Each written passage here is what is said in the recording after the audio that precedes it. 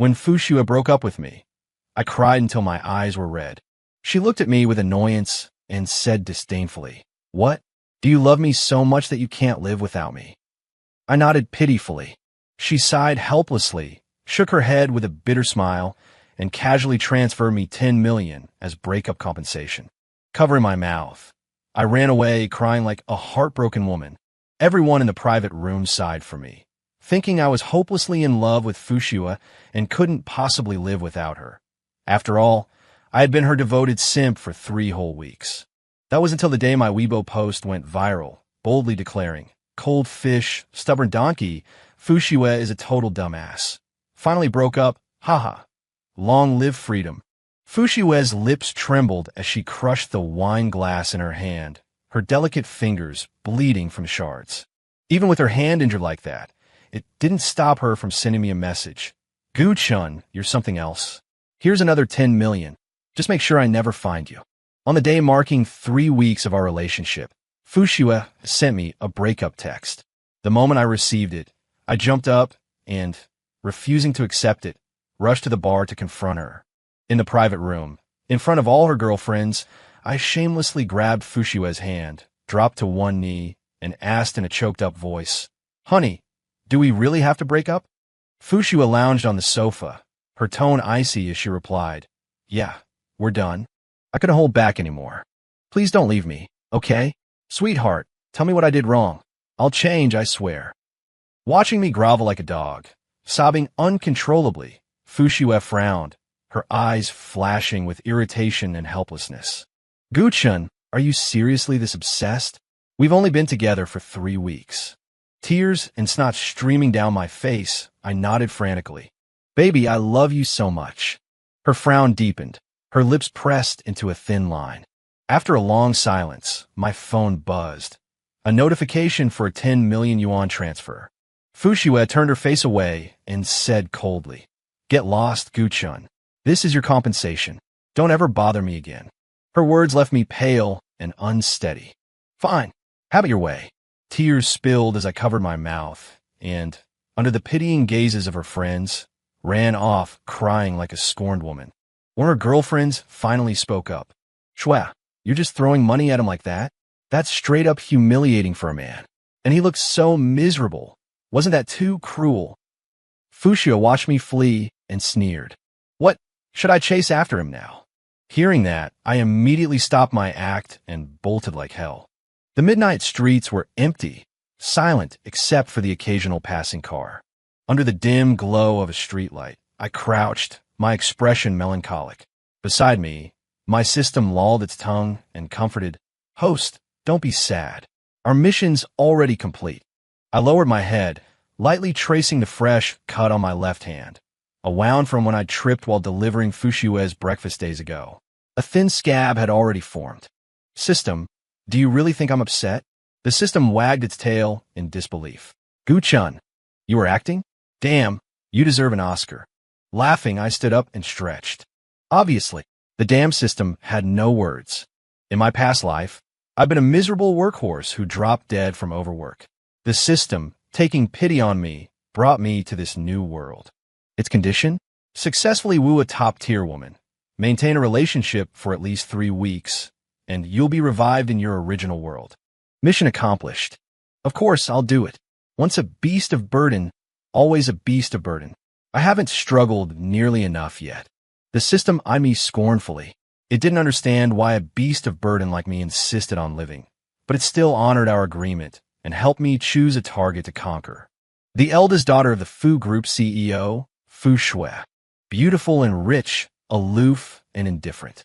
Conquest difficulty, 5 stars. Gritting my teeth, I began my conquest. As a veteran beast of burden, how would I know anything about romance? But being a bootlicker, that I'm a pro at.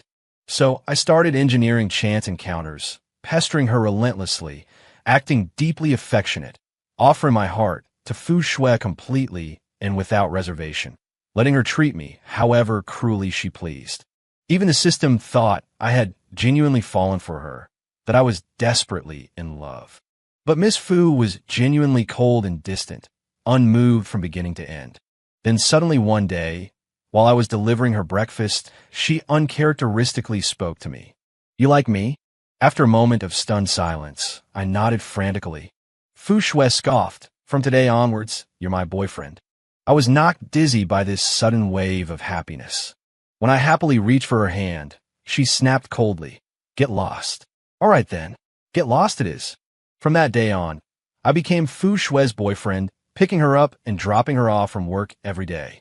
You could say the entire relationship was sustained solely by me, sucking up to her. But none of that matters now. I took out my phone, looking at the long string of zeros in my account balance. Curiously, I asked the system, can I take this money back to my original world? I felt ecstatic inside, just as expected from the CEO's daughter. So generous. Big shots really are something else. I sucked up so hard my tongue felt raw. I would have been devastated if I hadn't gotten a penny. Sister Shui is truly magnanimous, considerate of a poor person's struggles. The system said the money from this world had to be spent in this world. I couldn't dream of taking a single cent back. All right, since I can't take the money with me, I have to spend it. After being dirt poor for 2 lifetimes, I can finally live large for once. The system told me to wait a couple of days and not to rush. It was going to submit my mission report, and once it was verified, I could return to my original world. Okay, you do your thing, I'll do mine. Off to shop. I began to splurge wildly, renting luxury cars and huge villas. Since I couldn't take them with me anyway, buying would be a huge loss. Who knows who'd end up benefiting after I left.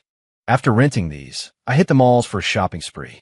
Life became incredibly extravagant and debauched, a whirlwind of luxury and pleasure. That evening, I dressed up sharply, looking handsome, and went to a club to dance. A group of girls surrounded me. I was ecstatic. When had I ever received this kind of treatment? Coming out of the club's restroom, as luck would have it, I ran into Fu Shui's friend, Bai Ningbing. I was just about to turn and leave, but she spotted me. Guchen, are you here looking for Fu Shui? Looking for her, I asked. I retorted, don't talk nonsense, Bai Ningbing. I've already broken up with her. Why would I be looking for her? Without another word, Bai Ningbing grabbed me, her eyes filled with pity. Guchen, I know you can't let go of Fu Shui. You're just being stubborn. Let me tell you, today's the day her childhood sweetheart returns. We're here, throwing him a welcome party. If you don't show up, Fu Shui might really end up with him. With that, she ignored my struggles and dragged me into a VIP room. Opening the door, Fu Shui saw it was me, and her expression immediately tensed. I looked up and saw a handsome boy sitting beside her. The boy looked down his nose at me. So you're Sister Shui's infamous ex-boyfriend? Damn bootlicker, you deserve to be dumped. You're not worthy of her at all. I'm warning you, don't pester Sister Shui ever again. Having said his piece, He Chong shot me a vicious glare, looking like he wanted to tear me apart. Son of a bitch. No way I was going to tolerate this. Right. You're worthy. You're the perfect match. Absolutely the most suitable one. Life gets boring, and then some toad jumps out to pass judgment on humans. Having shut down that moron, I swaggered over and plopped myself right down in the booth. I don't care if you, Fu Shui, welcome me or not. The mission's done. Why should I put up with your attitude? Crossing my legs, I poured myself a drink and sipped it slowly. He Chong was furious. Suddenly, he clutched his chest, looking pained, and made to fall into Fu Shui's arms. Shui, my dear sister, he insulted me.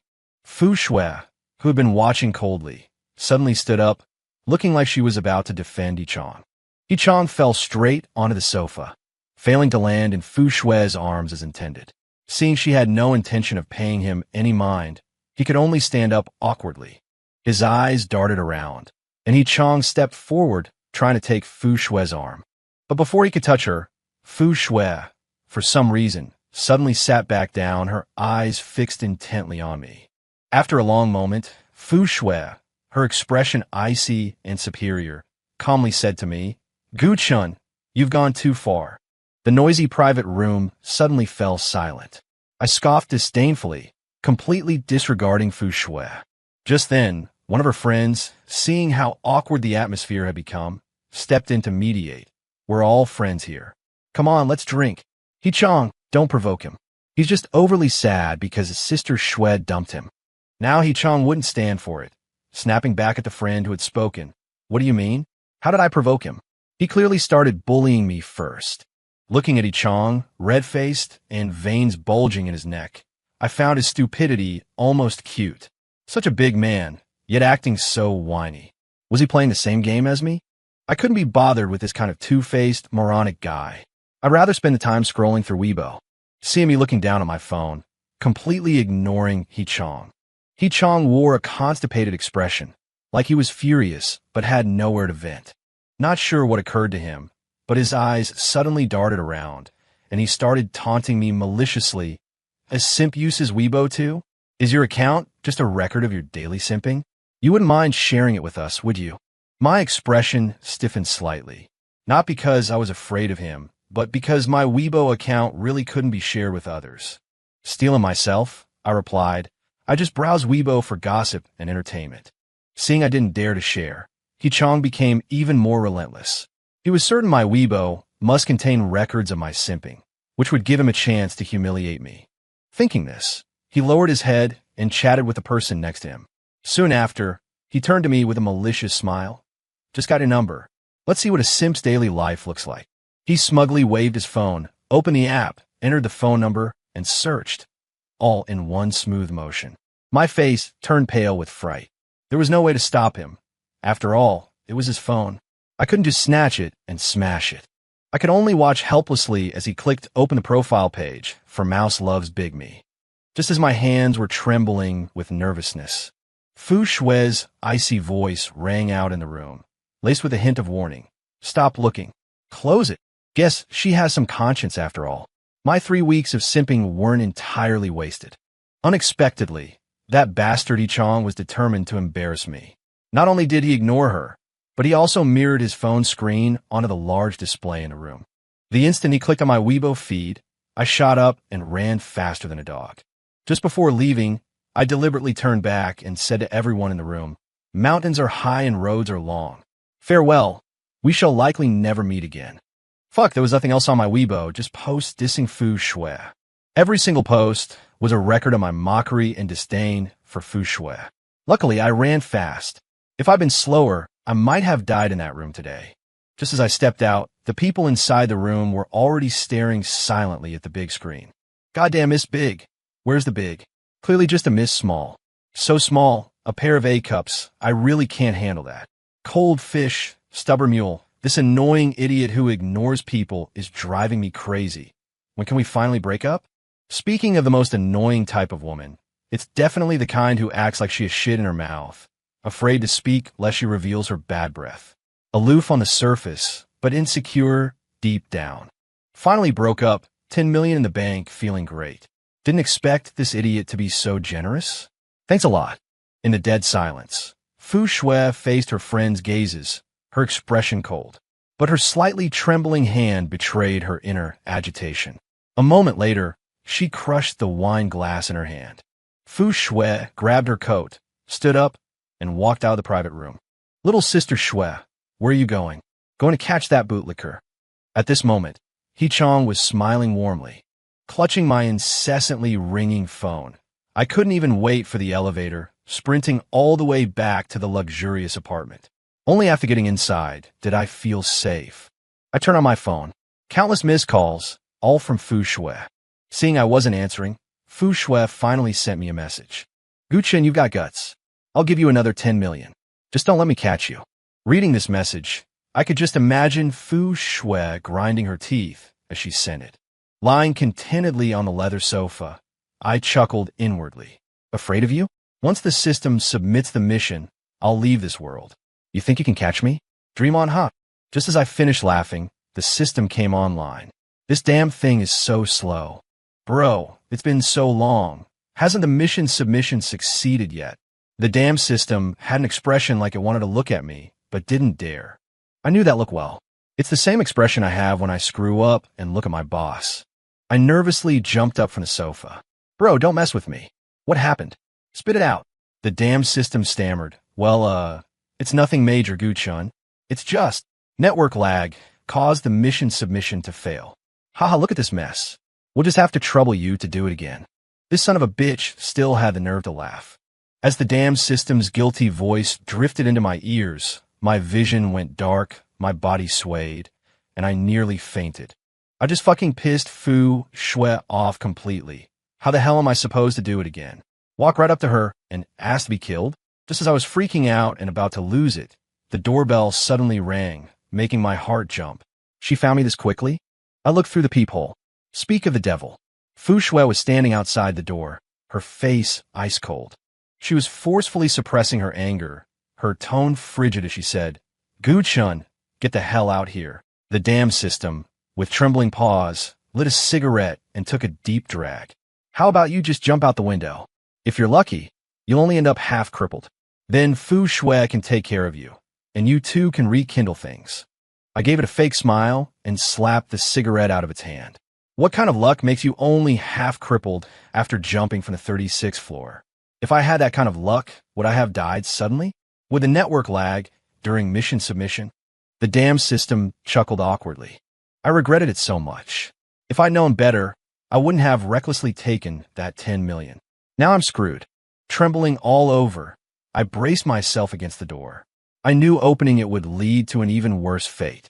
Looking at Fu Shui, I laughed desperately, my voice trembling. "Ah, whatever. I guess I have a death wish. Go ahead, kill me if you have the guts. Don't blame me for giving up the struggle." Fu Shui usually seemed nonchalant and emotionless, but in reality, she held grudges over the smallest things and was extremely vengeful. A few minutes later, the door was broken down by several bodyguards, sending dust flying everywhere. Fu Shui slowly walked in. Slumped on the floor, my survival instinct flared intensely. "System bro, do you have an emergency risk avoidance service?" I asked anxiously. No response from the other end.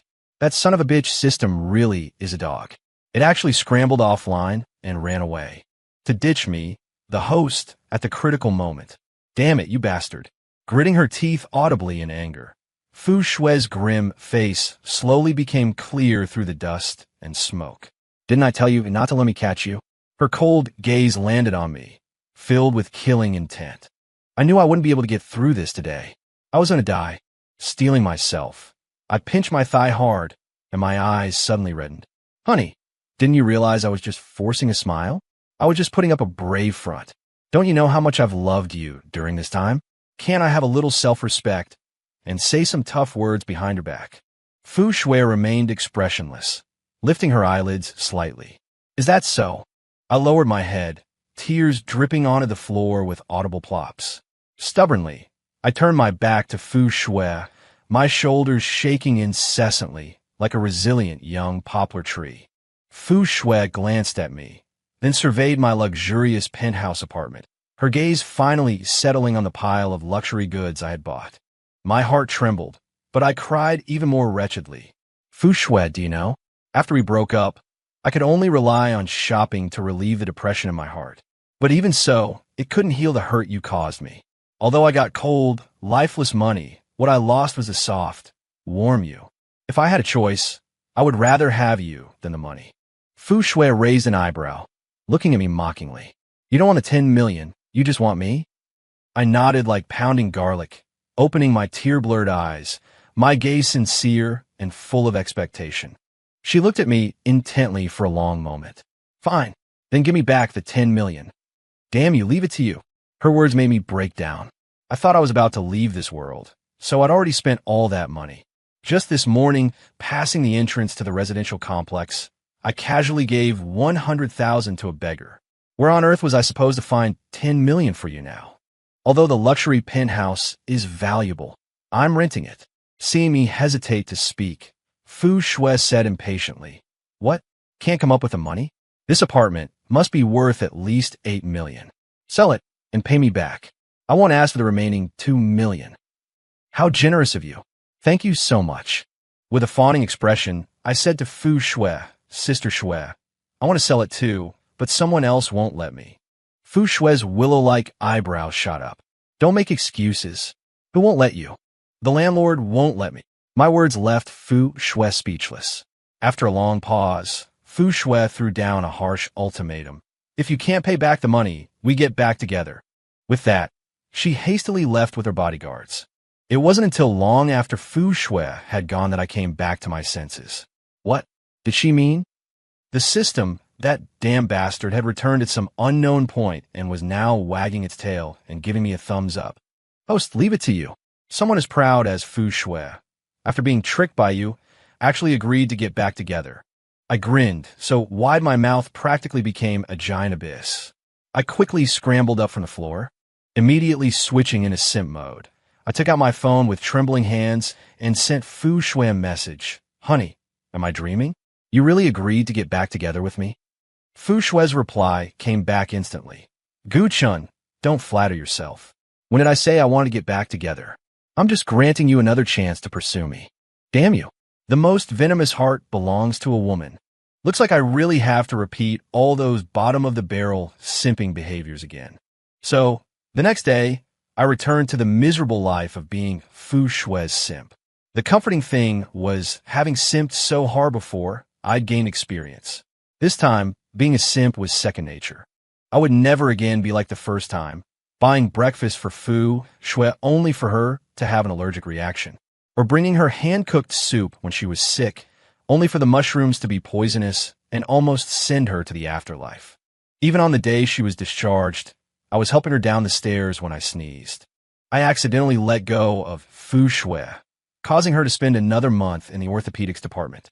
I remember after she drank my mushroom soup and had just had her stomach pumped, lying weakly on the hospital bed, pale and frowning, she looked at me and asked faintly, Gu-chun, are you actually trying to woo me, or are you trying to kill me?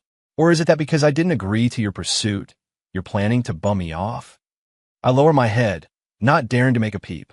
Back then, Bai Ningbing always said that if this continued, Fu Shui would sooner or later end up broken in my hands. Literally broken. At 6 in the morning, sporting huge dark circles under my eyes, I carried Fu Shui's favorite breakfast and knocked on her door. Previously, to play the pity card and make her feel sorry enough for me to agree to date me, I always used to get up before dawn to buy her breakfast and deliver it to her doorstep. When Fu Shui opened the door and saw it was me, her face darkened. Gu-chun, you're here so early. Did you come here to sleep? My face instantly flushed red, and I gave a coy smile. Oh, you. That's the ultimate goal. How could you just say it out loud? For now, I just want to be the first person you see when you wake up. Fu Shui looked at my overly coy act and nearly gagged. I imagined she must have been thinking with deep regret. Oh God, I can't believe I have to go through such a cringe-worthy plotline again.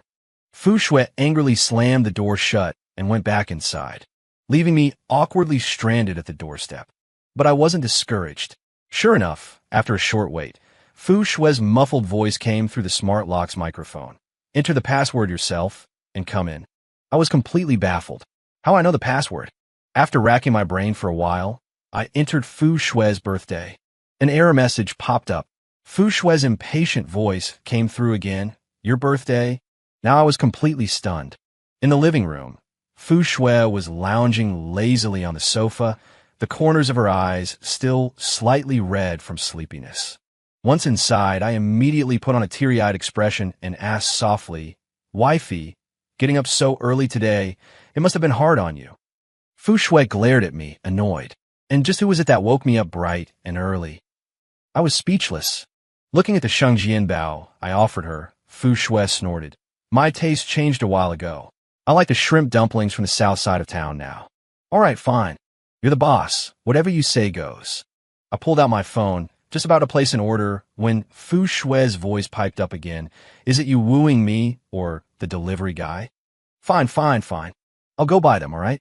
When I returned, panting and carrying the crystal shrimp dumplings, I personally arranged them on the dining table, pulled out a chair, and forced a smile at her. Wifey, come and eat. They're still hot. You wouldn't believe it. I was pedaling standing up the whole way. Nearly pedaled the share bike apart. But then, Fu Shui picked up a dumpling disdainfully. The skins are all stuck together. How can anyone eat this? Damn it. I rode a bike 10 kilometers back and forth. And you complain the skins are stuck? Do you steam your dumplings individually at home or something? She was definitely doing it on purpose. My lips trembled with rage. I wanted nothing more than to wrap this damn woman up like a dumpling and eat her. But being bound by the system, I had no choice but to yield. Swallowing my anger, I shook her arm pleadingly. Wifey, what would you like to eat? How about? How about I make it for you every day from now on, okay? So that evening, I made her kung pao chicken, squirrel-shaped mandarin fish, sweet and sour spare ribs, mapo tofu. A full 18 dishes, all requested by her. After serving her dinner, I even thoughtfully tidied up her room. Surely, someone as hardworking, uncomplaining, and incredibly considerate as me must have melted her heart of stone just a little, right? I was rubbing my hands together gleefully, asking sweetly, "Wifey, how is everything today? Was hubby service up to par?" But instead of praise, she gave me a sidelong glance. "The work's done, so get going. Unless you were hoping to stay the night." Although I was angry, I noticed a slight upward curve fighting its way on her tightly pressed lips. That damn woman was really messing with me, mocking me, laughing at me. Fine, I'll go. Even a simp has some pride. Some people are loved, some are spoiled rotten, while I'm like a stray dog by the roadside, kicked over and over. By the time I left her villa, it was already dark. The little stone lion by the villa gate looked increasingly repulsive to me. I kicked it while cursing. Foo shui. Screw your ancestors 8 generations back. If it weren't for returning to my original world, who'd be willing to wait on you hand and foot like a dog? I don't know if it was my imagination, but I kept feeling a gaze fixed on me from behind. I whipped my head around. Although the lights were on the second floor of the villa, there was no one by the window. Yeah, right? That damn woman Foo Shui was probably blissfully lying in bed, catching up on sleep right now. Why would she bother coming to the balcony to watch me leave? The whole day had nearly killed me. Dragging my exhausted body, I finally made it back to my luxurious penthouse flat. Before falling asleep, gritting my teeth, I sent Foo Shui a message. Today is another day of loving my wife. Good night, wifey, love ya. I angrily tossed my phone aside and passed out. The next day, I woke up to my alarm before 6, got on my bicycle, and set off again. To look pathetic, I'd returned the rented sports car. My friends, have any of you ever put everything on the line for someone? I've never worked this hard, even when earning money at my job. Foo Shui was wearing a pink silk pajama set, looking reserved and aloof, but the look in her eyes seemed different from usual. She even greeted me proactively. "Ah, Simpy's here again." I forced a bright smile. Another wonderful day to be with my wife. She gave me a faint glance, her expression unreadable. In the following days, she rather complacently enjoyed my servitude, playing the part of the pampered young mistress to the hilt. The killer part was that her neurotic episodes became more frequent. The gentler I acted, the more irritable she became. The more I tried to coax her with sweet words, the more she scoffed. I couldn't help but wonder, wasn't she always the biggest sucker for this kind of thing? What got in her lately? I grabbed her arm, calling out plaintively like a cuckoo crying blood, "Wifey, pay attention to me. Stop calling me that." Her voice was a little hoarse as she sullenly walked out onto the balcony. A few days later, Foo Shui suddenly suggested I accompany her to a banquet as her date. It seemed private torment wasn't enough. She wanted me to face public humiliation. Then again, I had embarrassed her in front of so many people. She definitely wanted to regain her standing. Night had fallen, the city lights were beginning to sparkle, and the banquet hall buzzed with high society.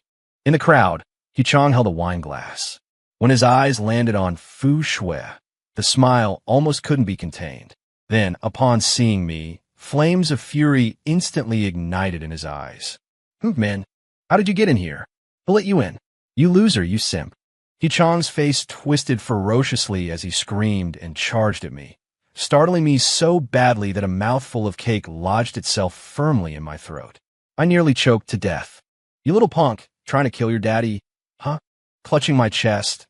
Once I'd finally recovered, I smiled and leaned close to his ear. "Let me tell you a secret. Don't tell anyone else, all right? Your darling Shui and I have made up. She loves me even more than before." Hearing this, Hichong looked incredulous. His face went white, utterly losing his composure. "You simp. You're just playing her, scamming her for money. I won't allow you two to get back together. Get the hell out." The shrill voice pierced my ears. Annoyed, I dug a finger into my ear, then picked up another plate of mousse cake and began eating nonchalantly.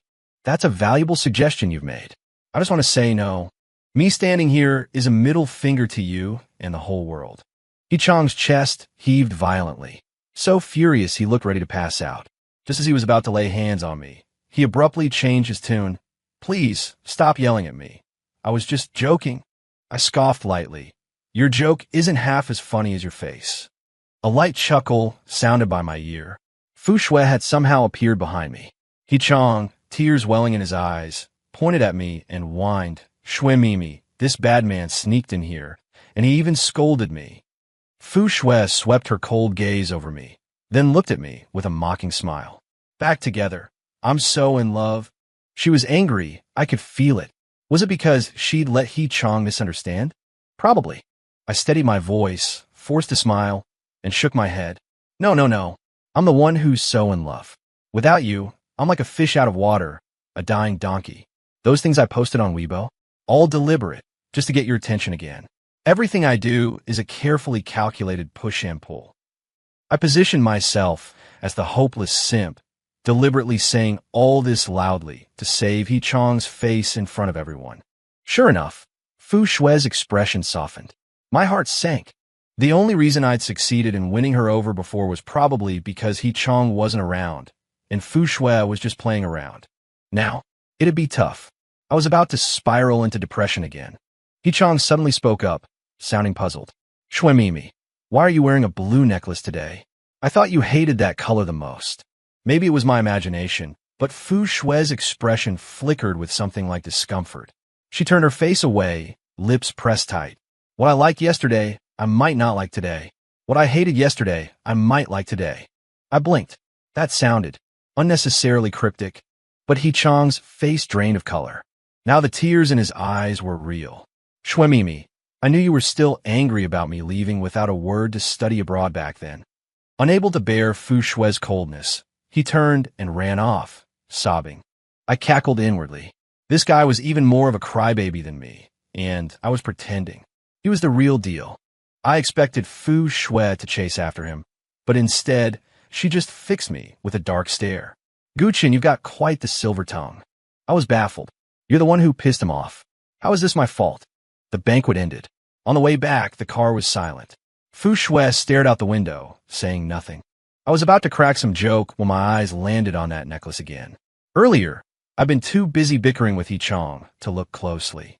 Wait, wasn't it the necklace I gave her? The one I bought from a street vendor for $19.90 with a free ring thrown in? We didn't speak the rest of the way. When we reached my place, Fu Shui suddenly cleared her throat. Blue, actually looks pretty good, don't you think? I choked, caught off guard, but nodded hastily. Why, whatever you say, babe. Fu Shui's face remained stiff. She stared at me for a long moment, then curled her lip and shoved me out of the car. Suddenly, I felt exhausted. I knew Fu Shui liked He Chong. The moment she came back, she dumped me. Bringing me to the banquet was just to provoke him. Our argument made her look good. I knew all of it. Can't I just switch targets already? Just as I was stewing, the damn system, silent for ages, finally piped up. Want to switch? Yeah, that's on me.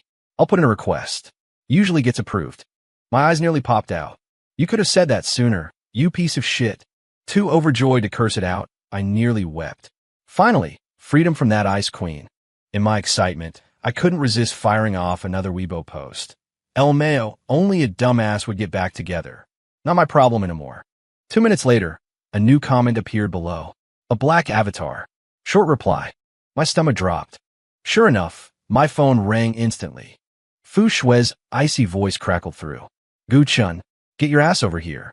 Now, don't talk to me like that, Fu Shui. I'm not coming, for your safety. If I show up now, I might just punch your head off. I hung up with maximum audacity, powered off my phone, and prepared to flee overnight.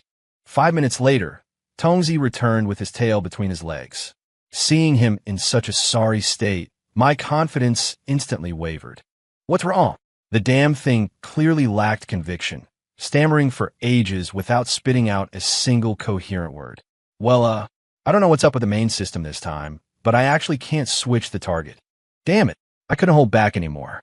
I spent a solid 10 minutes cursing at this mutt. Yet, the shameless bastard didn't even blush. Instead, he had the nerve to comfort me. Guchun, if all else fails, just take one for the team and go trick someone into marriage. You're truly evil. I might as well die. Pale-faced, I drowned in overwhelming sorrow, trembling as I unlocked my phone to see countless missed calls. Wiping cold sweat from my forehead, I called back, my voice oozing sycophantic sweetness. "Shweb, baby, what are you doing? Busy? Can I come over now?" The woman on the other end scoffed. "Come over? To smash my head in?" By the time I arrived at Fu Shue's place, it was already midnight. She sat in the dimly lit living room, the lights off. Her icy eyes gleamed with a chilling glint in the darkness, utterly terrifying. An empty liquor bottle sat on the coffee table. "So you really want to break up that badly?" Fu Shue's voice gave nothing away. I couldn't help but suspect she was just taking her anger out on me after fighting with Ichang. A thought struck me. Maybe I could take advantage of the situation? My eyes lit up, and I flashed what I thought was a charming smile. "How could that be? I just couldn't stand seeing you and Chong flirting. You have no idea how jealous I was. It drove me crazy, made me lose my mind, and that's why I started spouting nonsense." Fu Shui remained silent. My heart pounded, and just as I was about to say something else, suddenly, a soft warmth pressed against me. Fu Shui squeezed into my arms and hugged me tightly. In the dark room, moonlight streaming through the window illuminated her, making her look breathtakingly beautiful. The sudden closeness sent her scorching breath against my neck. "Then prove it to me. Show me how much you love me." Her words left me stunned. Holy shit, is this Ice Queen actually asking me to kiss her? She never even lets me hold her hand. And now she's jumping straight to this? Or did I misunderstand? Hesitantly, I leaned closer to her lips, my body stiff, fully expecting her to push me away. But Fu Shui lost patience first. She wrapped her arms around my neck, clinging to me. "Quit dawdling. If you want to kiss me, then kiss me." For a second, I wanted to sue her for slander. Since when did I say I wanted to kiss her? Wasn't this her idea? But then I looked at Fu Shue's plump, jelly-like lips. Fine, maybe I did want to. Bracing myself, I pressed a quick, fleeting peck against her lips. Fu Shui clearly wasn't satisfied. "That's it? This is how much you love me." Damn, she's getting addicted. As her gaze sharpened, growing more intense, panic set in. Instinctively, I cover my mouth. "Fu Shui, listen, deep kissing is off the table. That's extra." "Extra what? If I can afford the price of getting back together, why would I care about that price?" She smirked at me. Honestly, I felt a little humiliated, a grown man like me being teased like this. Summoning my courage, I was about to lean in again when Fu Shui suddenly let go. Fine, I was disappointed. But then she said, "All right, Gu Chun, I'll believe you one last time. That true love from your mouth better be real." With that, her fingertip traced my lips teasingly. Those usually clear eyes now swirled with unreadable emotions. Terrified, my entire body felt like it was about to explode. My heart raced wildly. I knew my face must have been bright red. The night passed without words. No time to talk. Later, no strength left to speak. Starting the next day, Fu Shui, for some unknown reason, insisted on taking me to work with her. Like an accessory, I accompanied her to the company every day. Watching her handle business affairs was incredibly boring. I protested, wanted to go out for a walk. Fu Shui didn't even look up, just tossed me a Chinese dictionary, her cold voice commanding, "Memorize it." I rolled my eyes. "You're even more boring than I am." Fu Shui looked up, giving me an icy glare. A few days later, memorizing the dictionary left me dazed and mentally adrift. "Where have you gotten to?" The woman slowly walked over to me after finishing her work. Fighting heavy eyelids, I replied impatiently, halfway through, "Too slow. You must read C by tomorrow." I was about to explode, but Fu Shui rubbed her temples. "Forget it. Stop studying for now." With that, she pulled me up from the sofa. She was dressed very elegantly today. A full skirt the color of tiramisu paired with a white shirt under a long, knee-length black coat. Gold-rimmed glasses perched on her straight nose, giving her a very proper appearance. Gritting my teeth inwardly, I deliberately stepped forward, wrapped my arms around her waist, and leaned down for a kiss. "Wifey, you look so beautiful today. Let your hubby give you a kiss." My intention was just to disgust her a bit. After all, this was her CEO office in broad daylight. Unexpectedly, Fu Shui chuckled lightly, burrowed into my arms, tilted her head up, pouted her lips, offering them for a kiss. Isn't this a bit inappropriate? I awkwardly declined. The sound of secretaries walking back and forth in the hallway drifted into the CEO's office. Fu Shui pulled me towards the desk, sat on it, and gently placed her hand on my chest. The warmth of her palm burned through my clothes, making me tremble. It is inappropriate, but who told you to be so passionate, so fond of seducing me? Her eyes were full of teasing as she leaned further into me. Who exactly is being passionate? Who is seducing whom? I gritted my teeth. Screw it. The worst that could happen is getting beaten up under some pretext. Just as I was about to make my move, the secretary knocked, announcing that the scheduled client had arrived. Fu Shui sighed, gave my chin a light peck, and released me. Go play by yourself. I'll take you out for something good to eat after I'm done. Watching the door slowly close, I was furious. Listen to what she said. What does she mean? Play by yourself? Play what? This woman doesn't just seem indecent. She is indecent. Useless. Just about to kiss a woman, and you're blushing down to your heels. Where's that bravado you have when you're cursing me out? The damn system suddenly popped up, speaking contemptuously. You damn thing. Why are you peeking at my heels? Instead of enjoying the show, why don't you optimize your crappy network that always drops? The burning heat on my face hadn't subsided yet. I was both embarrassed and annoyed, absolutely fuming. The system looked subdued after my retort, but luckily, it was clever enough to quickly change the subject. Host, I think Fu Shui is being a bit too good to you now. Could she be serious? Don't let it get to the point where you can't break up even if you want to. I shook my head helplessly. Have you forgotten she still has that unattainable white moonlight? At this, the system fell silent. I patted its dog head. Forget it. We just need to survive these next 3 weeks. As I said this, a surge of resentment rose in my chest. Thinking about it, I grew angrier and angrier. Without waiting for that damn woman Fu Shui, I left on my own. Back home, I decided to vent my frustrations by going crazy on Weibo. But I was clever. I registered a new Burner Weibo account before starting my rant. Good-looking guy, high stress levels. Any beauties available to arrange something? Down for drives, drinks, whatever. Cheap rates, great service. Before long, an account with a beautiful woman's profile picture replied. It was also newly registered. I like that, cautious just like me. After thinking for a moment, I still sent Fu Shui a message.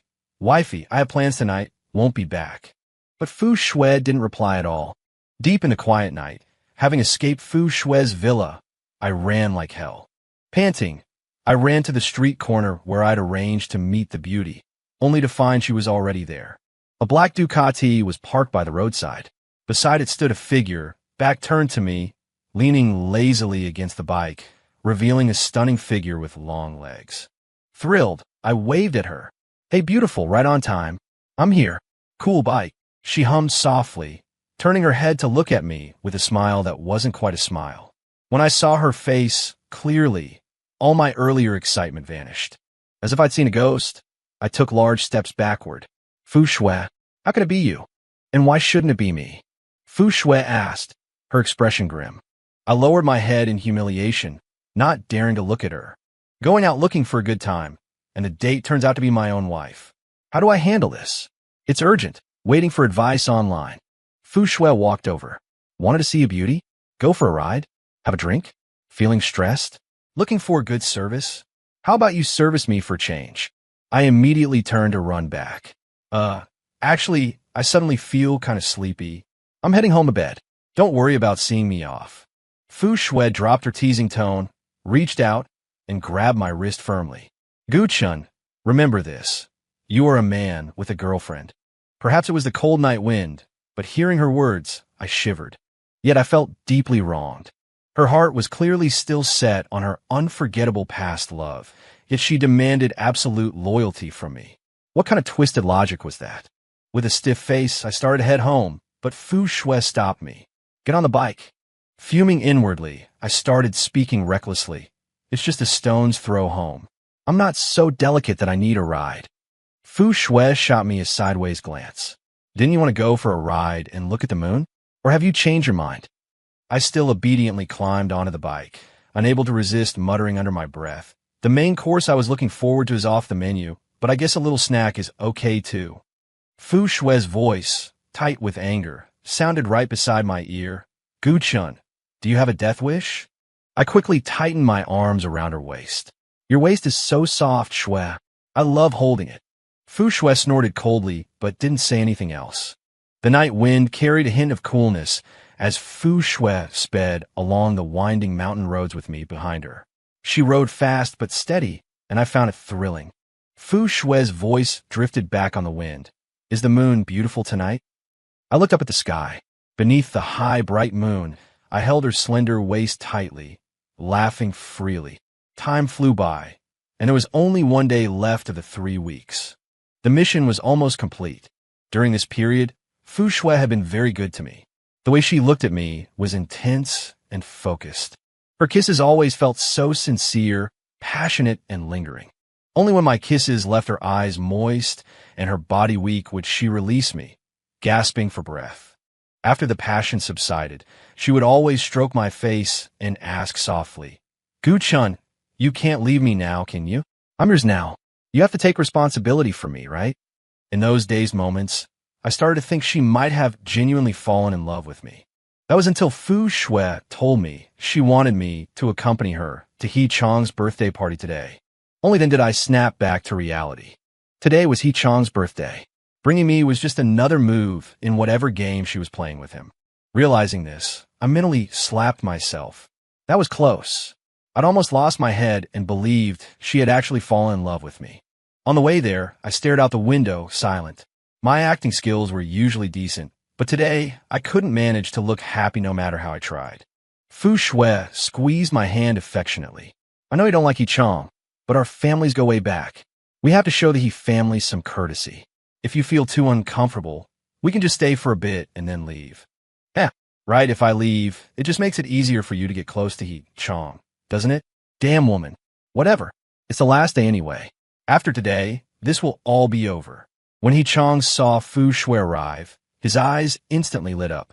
He deliberately ignored me, walked up to Fu Shui, and said with a pained expression, Shui-mei, you're here. How much longer are you going to keep humoring this guy, just to spite me? Fine, I admit defeat. I'll apologize, okay? Today's my birthday, and I don't want to see this guy. Kick him out for me. Before coming in, Fu Shui had specifically warned me not to engage with He Chang. So I just treated his words like the grunting of a wild boar, watching him with mild amusement. Unexpectedly, Fu Shui's expression shifted. Her usual detached, indifferent face twisted into something dark and vicious. All right, their game was about to begin. This was the classic setup of those old, melodramatic angst fests. As the villainous side character meant to deepen the male lead's misunderstandings, I knew my place. Grabbing a drink, I retreated to a corner, watching Fu Shui from afar as she stood in the center of the hall. She was cool and distant, while He Chang was handsome and lively. Strangely enough, they looked oddly well-matched together. I didn't want to keep watching, so I turned and left. Stepping onto the deserted balcony, I started thinking about what I'd do once I returned to my original world. Before long, someone suddenly approached from behind. Before I could turn around, they wrapped their arms around me. Fu Shui's lips brushed against my ear as she whispered, What are you thinking about?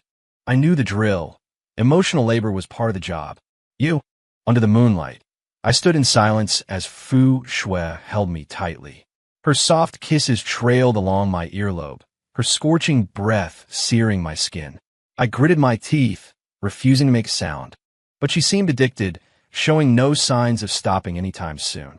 Finally, I couldn't take it anymore. There are too many people here. We'll get caught. Let's talk at home. Fu Shui paused, pressing one last kiss to my neck before releasing me. When I turned around, she looked up at me and asked, Gu-chun, which home? Are you planning to break up with me? Her question caught me off guard. A chill crept through my body. Had I slipped up somehow? I met her gaze, then pulled her into a possessive embrace, our posture intimate and ambiguous. What nonsense are you spouting? We're fine. Why will we break up? I had a hold on, just one more day, for more hours, and my mission would be complete. Fu Shui's eyes darkened, her emotions barely restrained. The cold moonlight cast her face in an even paler light. She was hurt, disappointed. After a long pause, Her voice carried a trace of indescribable sorrow. If we're still together tomorrow, remember, you have to tell me. I'll give you the choice. Suddenly, I remember that day when Fu Shui had taken me out for a drive. One moment she had been smiling warmly, and the next, her expression turned serious as she said, Gu-chun, if you need anything, tell me. I'll give it to you. But don't just disappear on me. That wouldn't be fair. My eyes widened in disbelief as I stared at Fu Shui. In my mind, I frantically called out to the system.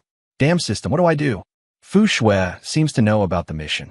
The system's gaze was cautious. This bastard wouldn't screw me over again, would it? Seeing me glare, it stammered. Turns out I was right. Fu Shui knows this world has mission takers. Some systems are too low level. When they lock onto her as a target, she can sense them. In that instant, I understood. She had known from the very beginning that I was a mission taker. She'd only softened toward me because my simp persona had moved her, helping me complete the task. But then my act had fallen apart, all thanks to that idiot He Chong. That wasn't even the worst part. The real disaster was that the damn system had messed up when submitting the mission. Now it all made sense. Clinging to one last shred of hope, I met Fu Shui's gaze and gave my answer. Let's break up tomorrow, okay? I said meekly. After tomorrow, she could openly love her true soulmate. I'm going back to my world. We'll each return to our own lives. We won't see each other again. The color drained from Fu Shui's face, bit by bit. After a moment, she gave a low, scornful laugh.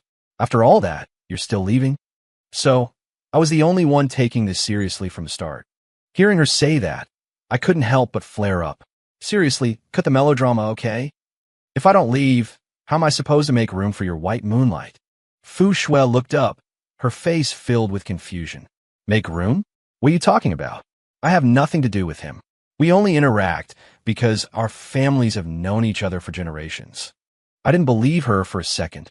When He Chong came back, she threw him a welcome party. When He Chong spoke ill of me, she defended him. Fu Shui walked over and took my hand.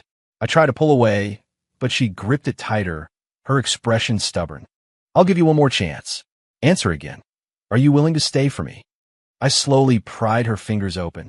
Fu Shui, I do like you, but I can't only like you.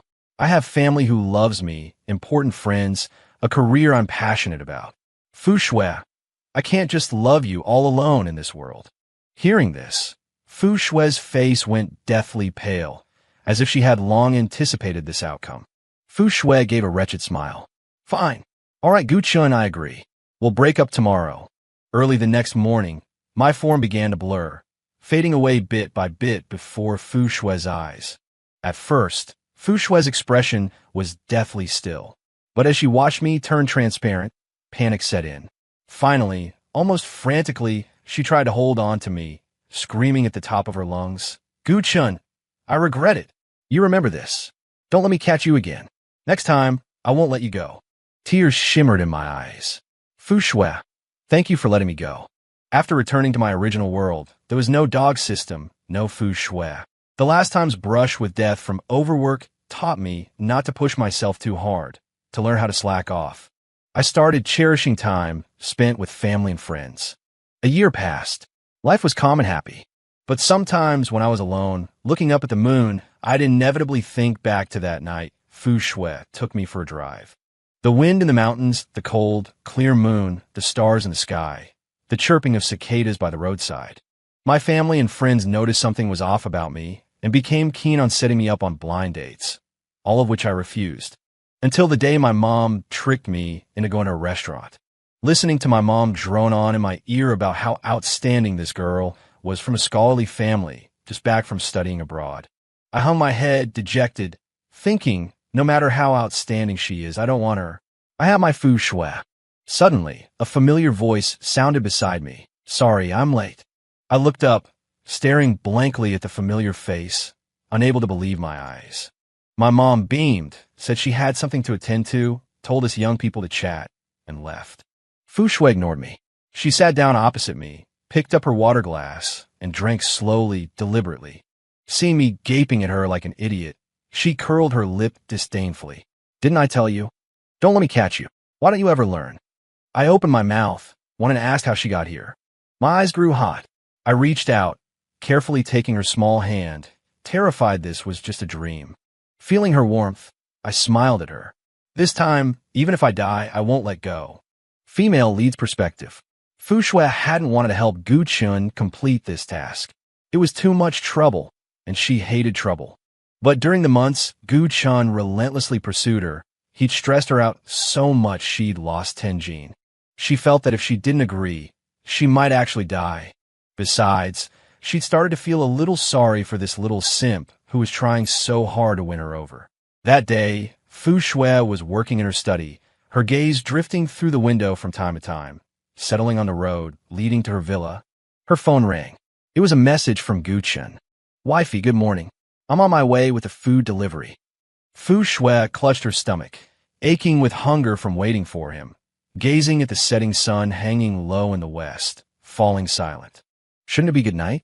Finally, she helplessly put down her phone, rubbing the space between her eyebrows. Just moments before the sky turned completely dark, Gu Chen's figure finally appeared in her sight. He wore a Briar-Bear hat, pedaling a bicycle with a meal box hanging from the handlebars. Watching his wobbly riding, Fu Shui suddenly found him rather cute. Fu Shui's lips curved, the corners softening unconsciously. Who would have thought? Gu Chen's hat was too big. When he stood up to pedal harder, the hat slipped down, covering his eyes, and just like that, he crashed straight into a tree. The meal box scattered. Gu Chun sat on the ground, clutching his head, his eyes red and looking aggrieved. Fu Shui grew very nervous. Dropping the pen she held, she stood up, ready to rush downstairs. But just as she got up, she saw Gu Chun letting out strange cries, scrambling to his feet, picking up the bicycle, and slamming it repeatedly against the tree.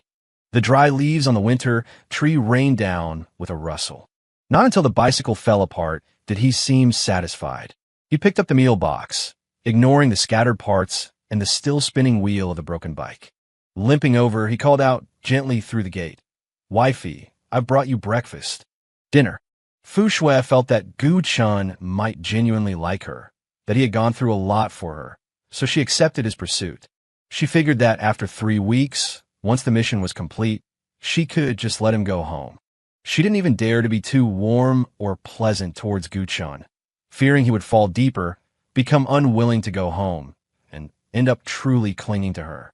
She had seen cases like this before. It was very troublesome. Clearly, she had overthought it. When the Weibo exposure happened, the main culprit had already slipped away clean, leaving utter silence. Fine, now she was the one left speechless with anger. It turned out he'd been acting all along, never truly taking her seriously. She gave a cold smile, her anger mixed with an indescribable frustration and disappointment, thinking she absolutely had to teach that lying mouth a lesson.